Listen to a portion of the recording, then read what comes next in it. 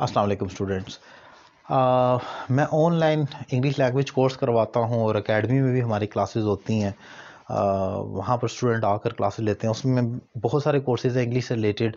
CSS में essay writing, प्रेसी, grammar, composition वगैरह भी करवाई जाती है। बेसिक से एडवांस तक भी होता है।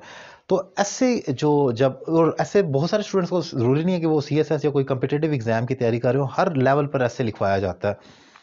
ऐसे लिखने में स्टूडेंट्स को बहुत सारे लोगों को डिफरेंट तरह के इश्यूज होते हैं। किसी को ग्रामर का मसला है, वो लिख नहीं सकता।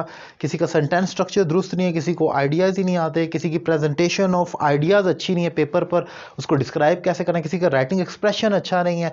मुख्तलिफ तरीके के मसले हर तरह के स्टूडेंट्स के होते हैं जो हम ऑनलाइन कोर्सेज करवा रहे होते हैं, जो मैं उसको डिफ़ाइन कर रहा हूँ देखते हुए। लेकिन कुछ स्टूडेंट्स का एक ज़रा डिफरेंट मसला होता है जो मैं अब डिफ़ाइन करने लगा हूँ, और आप भी उसको गौर से सुने, शायद यही मसला आपके साथ भी हो ऐसे लिखते हुए। और मैं बता रहा हूँ कि स्कूल, कॉलेज, कोई भी लेवल है, ऐसे ऐसे ही होता है। वो हर लेवल पर आता है, थोड़ा सा उसमें लेवल थोड़ा ऊपर नीचे हो सकता है, और अदरवाइज क्राइटेरिया तो सेम ही है मैट्रिक के बाद से जब आप ऐसे लिखते हैं।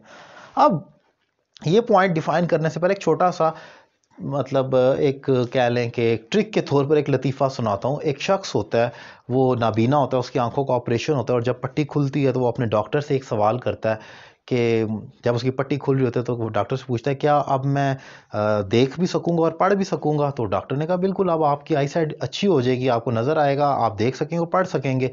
तो उसने कहा, ये तो बहुत अच्छी बात है, क्योंकि मैं तो बिल्कुल अनपढ़ था, मुझे पढ़ना आता ही नहीं था। अब ज़रा गौर करें इस बात पर।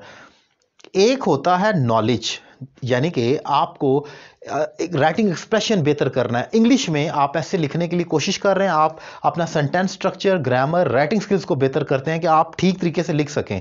ये तो हो गया कि यानी कि आपके पास नॉलेज, ऐसे लिखने की ट्रिक आ गई। लेकिन अगर आपके पास नॉलेज ही नहीं है तो फिर उसका सारे का क्या फायदा, वो तो जीरो हो गया। यानी कि जैसे कि उस शख्स ने कहा था कि मैं तो अनपढ़ था। असल में आपकी आंखों का ऑपरेशन हो भी जाए, लेकिन आपको, अगर आप अनपढ़ हैं तो आप ऐसे फिर भी नहीं लिख सकते। यानी कि अगर आप इंग्लिश सीख भी लें और आपके पास नॉलेज नहीं है, ऐसे plus knowledge is equal to zero, फिर तो आप जीरो ही हैं। फॉर एग्जाम्पल, एक शख्स है जो हमारे पास, जो स्टूडेंट आते हैं, मैं खास तौर पर फीमेल स्टूडेंट्स, वो यूजुअली, मैंने तो यही देखा है, अनफॉर्चुनेटली फीमेल स्टूडेंट्स बहुत ज़्यादा एफर्ट करती हैं, लेकिन उनके पास नॉलेज नहीं होती है। Current affair, general knowledge, politics, IR, इस किस्म की नॉलेज नहीं होती, और फिर आइडियाज़ नहीं होते उसको डिस्क्राइब करने के लिए। उन्हें पता ही नहीं होता बिल्कुल भी, वो खबरें ही नहीं सुनती, तो उसके बाद वो ऐसे क्या लिख सकती हैं? आप जितना मर्जी सेंटेंस स्ट्रक्चर बेहतर कर लें। देखें, मैं आपको एक चीज़ एक और एग्जाम्पल से समझा सकता हूँ।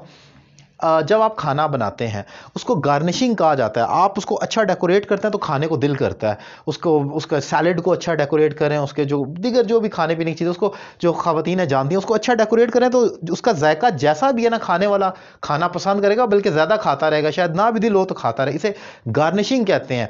लेकिन अगर आपके खाना एक हद से ज़्यादा टेस्टलेस है तो जितनी मर्जी अच्छी गार्निशिंग कर लें, नहीं आप अपने मैदे के अंदर, अपने ज़बान से उतार सकेंगे, इतना वो कड़वा हो जाए।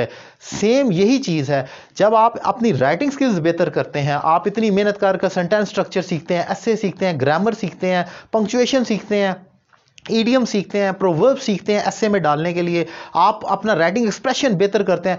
लेकिन आपसे पूछा जाता है कि पाक यूएस रिलेशन को डिफाइन करें, और आपके पास नॉलेज ही नहीं है, सो क्या फायदा इस तमाम चीजों का? लिहाजा अब जो पॉइंट है वो ये है कि अगर आप अपना ऐसे लिखने का कंटेंट मजबूत करना चाह रहे हैं तो सबसे पहले आप अपना नॉलेज डेवलप करने की कोशिश करें। और उसका क्या तरीका है? क्या आप ये जो मैंने कैटेगरी डिफाइन की, इसमें फॉल करते हैं या किसी और कैटेगरी में? उसकी एक आसान सी मिसाल आपके सामने रखता हूं। आप इंग्लिश में ऐसे लिखना आपको मसला है, आपको नहीं लिखना, तो ओके, इंग्लिश को छोड़ देते हैं। आप अपने आप से यह सवाल कर देखें कि क्या आप उर्दू में ऐसे लिखने के काबिल हैं? उर्दू तो आपको लिखनी आती होगी ना। आप एक टॉपिक लिख दें, पाक अफगानिस्तान रिलेशन, पाक अफगान रिलेशन, पाक इंडिया रिलेशन पर आप लिख दें। आप करंट वेव ऑफ टेररिज्म पे लिख दें। आप ग्वादर के बारे में एक ऐसे लिख दें। क्या आप लिखने के काबिल हैं इस टाइम? जो इस टाइम जितने भी करंट इश्यूज चल रहे हैं, लेट्स सपोज कोरोना वायरस, एक कोविड की सिचुएशन है, उसके बारे में मोटी मोटी 4-5 चीज़ों के अलावा आप क्या जानते हैं? उर्दू में मैं कह रहा हूँ, आप खुद अपना एक मुहासबा कर देख लें कि आप कितनी एबिलिटी, नॉलेज की रखते हैं उसको एक्सप्रेस करने की। लिहाजा अगर आप ऐसे राइटिंग सीखना चाह रहे हैं और इस लेवल पर आना चाह रहे हैं तो सबसे पहले अपने नॉलेज को इंक्रीज करें, क्योंकि नॉलेज के बगैर आप अपना ऐसे डिफाइन नहीं कर सकते। इसकी मिसाल एक और भी ली जा सकती है, जैसे अगर आप ग्राउंड फ्लोर पर खड़े हैं और आप मंजिल की तरफ देखते हैं और आप लेट्स सपोज 6th फ्लोर पर जाना चाह रहे हैं, तो क्या ये मुमकिन है कि आपको हेलीकॉप्टर से किसी चीज से उठाकर डायरेक्ट टॉप से ही 6th फ्लोर पर फेंक दिया जाए और आप पहुंच जाए? नहीं, आपको नीचे से होकर जाना पड़ेगा। लिहाजा अगर जैसे आपने नॉलेज को आपने ऐसे लिखना है, तो आपको नीचे से यानी कि अपने पहले अपने नॉलेज को डेवलप करना है, फिर उसको गार्निश करना है, यानी कि पहले खाना बनाना है और फिर गार्निशिंग करनी है। बहुत सारे स्टूडेंट ऐसे हैं जो ऐसे राइटिंग डायरेक्ट सीख रहे हैं, ग्रामर सीख रहे हैं, प्रेसिंग सब कुछ, उनकी राइटिंग स्किल्स बहुत बेहतर है, लेकिन वो ऐसे फिर भी नहीं लिख सकते। क्यों?